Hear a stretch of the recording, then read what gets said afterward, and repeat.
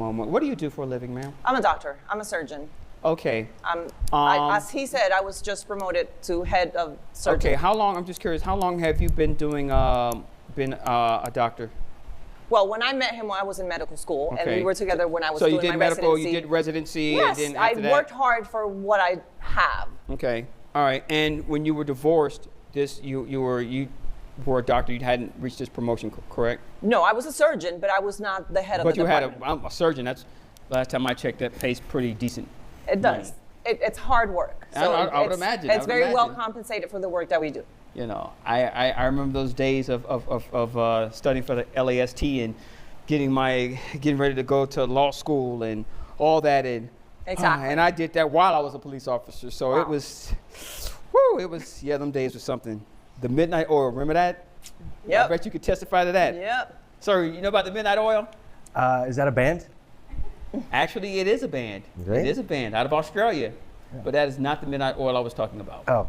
I was talking about the amount of studying that one has to do throughout the night, because the very next day you may have a test or a quiz or something like that in relation to the information that or homework. He does a lot of gaming throughout the night. I was going to say I'm well aware of her studying because I was usually up at that time with her. Oh. You know? Gaming? Well, I call it practicing. Playing video games. Video games. Oh, so playing video games. So I believe the term that they use in the gaming community is you were in the lab. Well, I was training. I was training because I'm going to be a professional gamer. Okay. And LeBron James had to go out and practice and train. Is true. I train on the video game.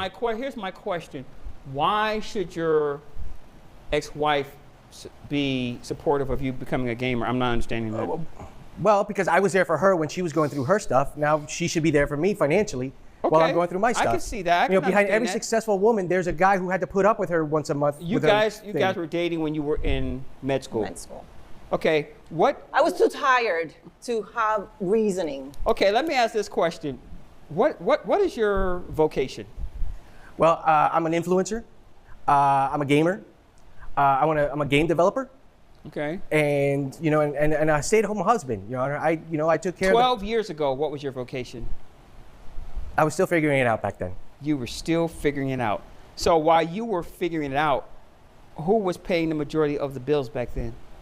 Well, yeah. So, I mean, this is the 21st century, Your Honor. How did you support her if you were unemployed?